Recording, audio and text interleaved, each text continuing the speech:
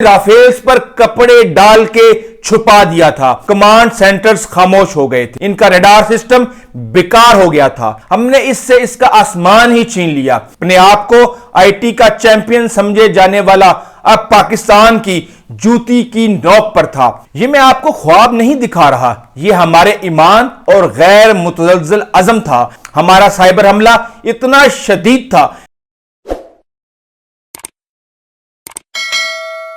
पाकिस्तान ने साइबर महाज पे जो जंग लड़ी है वो इस वक्त दुनिया की तवज्जो का मरकज बनी हुई है। ये कशीदगी नहीं, जंग थी, एक ऐसी जंग जिसमें सरहदों की हिफाजत के साथ साथ मीडिया पर, लोगों की नफ्सियात पर और ख़ास तौर पर साइबर के महाज पर लड़ी जा रही थी। हमारा वास्ता एक ऐसे दुश्मन से पड़ा था जो इंतहाई चालाक, बेहद अयार और मकार जहनियत का मालिक था। हमने इसके खिलाफ हर महाज पर इसे शिकस्त देनी थी। खुदा की नुसरत और अपनी हिकमत अमली से हमने इसे हर महाज पर उधेड़ कर रख दिया। हमने ना सिर्फ अपनी सरहदों की हिफाजत की बल्कि इसके घर में घुसकर इसे मारा।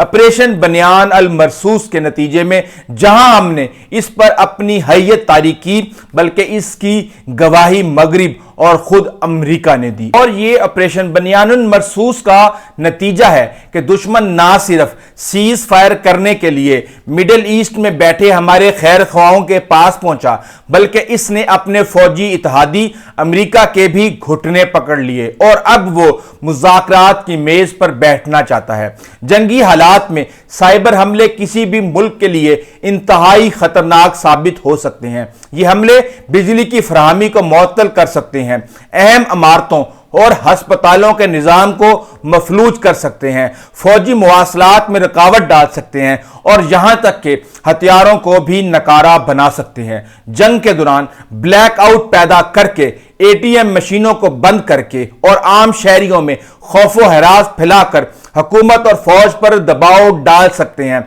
इस तरह के हमले किसी भी मुल्क के दिफाई और इक्तिसादी निज़ाम को बुरी तरह मुतासिर कर सकते हैं। हम कहते थे कि हमसे पंगा मत लो, अब ले ही लिया है तो इसे बर्दाश्त भी करो। इस ऑपरेशन के साथ ही पाकिस्तान ने इंडिया पर ताबड़तोड़ हमले शुरू कर दिए। इसने हम पर साइबर अटैक कर दिया। जब गीदड़ की मौत आती है तो वो शहर का रुख करता है। इंडिया के साइबर हमले के जवाब में हमने बेशतर इंडियन वेबसाइट्स को हैक कर लिया। हमारे सिक्योरिटी हुकाम ने साइबर ऑपरेशन को पाकिस्तान के वसीतर रद्द अमल का एक स्ट्रेटेजिक डिजिटल महाज करार दिया है जिसका मकसद दुश्मन की तकनीकी और फौजी सलाहियतों को बेअसर करना है। जब साइबर अटैक की तारीख में सबसे बड़ा हमला करार दिया जाता है जिससे ना सिर्फ भारत की दिफाई लाइनें हिल गईं बल्कि इसका गरूर और घुमंड और पाकिस्तान से मुज़ाकरात ना करने की हठधर्मी भी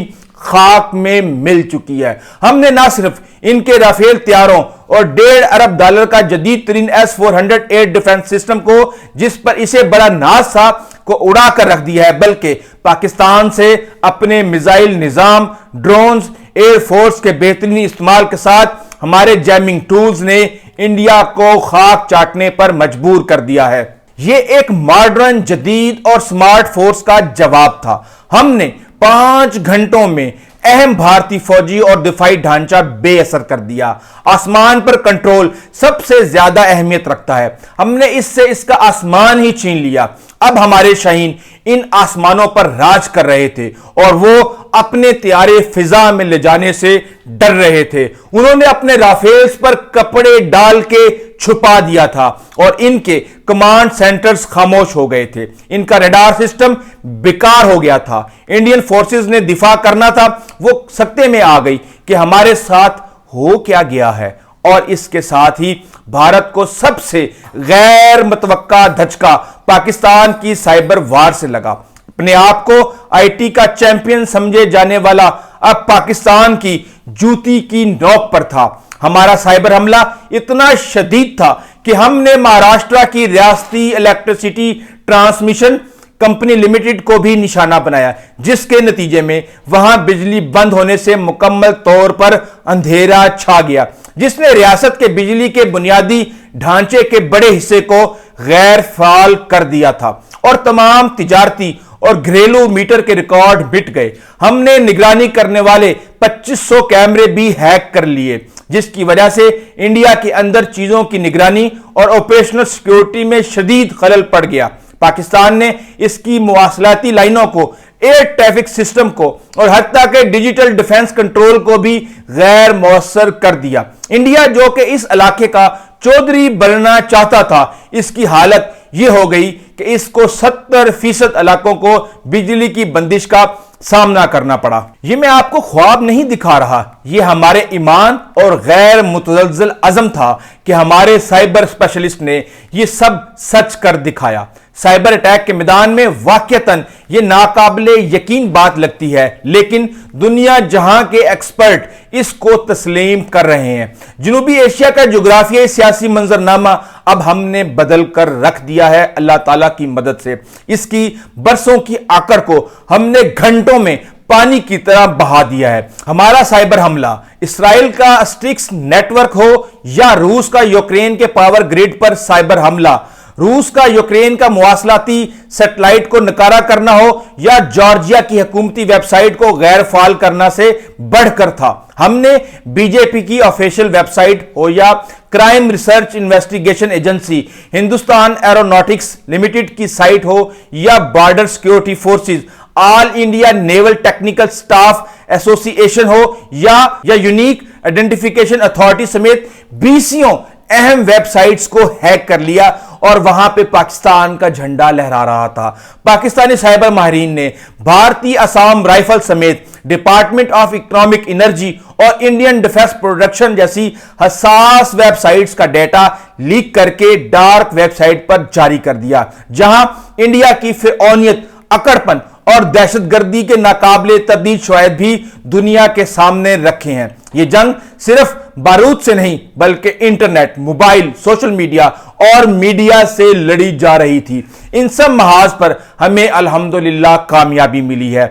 इंडिया की नजर में अगर पाकिस्तान अमन चाहता है तो इसे अखंड भारत का हिस्सा बन जाना चाहिए। अगर किसी का ख्याल है कि पाकिस्तान इंडिया का मुती हो जाएगा या इंडिया का गुलाम बन जाएगा, उसके नीचे लग जाएगा, जैसे इसने भूटान या नेपाल को किया, जबकि वो भी अब इसको आंखें दिखा रहे हैं, तो ये इसकी भूल है। हम एक खुददार कौम है, जियो और जीने दो की पॉलिसी पर अमल करते हैं। अब भी वक्त है कि इंडिया अपने जो ख्वाब उसने सजाए हुए हैं उससे बाहर निकले और हकीकत का सामना करे। और हकीकत यह है कि कुदरत ने हमें तुम्हारे दिलों पर मूंग दलने का एक मौका फराहम किया है। इस हकीकत को जितनी जल्दी तुम तस्लीम कर लो तुम्हारे लिए बेहतर है। तुम जैसे दुनिया में रहते हो वहां झूठ ही दरअसल तुम्हारा सच है, और जंग में तो पहली मौत ही सच की होती है। और फलस्तीनी शायर महमूद दरवेश के बकौल, जो लोग अपने करीबी लोगों को खो देते हैं इनके लिए जंग कभी खत्म नहीं होती, वो जिंदगी भर जंग का खमियाजा भुगतते हैं। इसलिए जंग की बजाय पाकिस्तान से अमन की बात करो, ताकि 1.5 अरब लोग उस तरफ और 24 करोड़ लोग इस तरफ और खित्ते के दीगर लोग, अफगानिस्तान, बांग्लादेश और दीगर ममालिक के जो लोग हैं वो अपने बच्चों के मुस्तकबिल के बारे में सोचें, ना कि एक दूसरे को खत्म करने के बारे में और किसी बड़े दुश्मन का ताक़ुब करो। अभी तक के लिए इतना ही, आइंदा तक के लिए इजाज़त दीजिए, लेकिन उससे पहले कमेंट्स करना और लाइक करना मत भूलिएगा, क्योंकि आपकी एंगेजमेंट जो है हमारी वीडियो को वहां तक पहुंचाने की कोशिश करती है जहां इसको पहुंचना चाहिए। अभी तक के लिए इतना ही, अल्लाह हाफिज।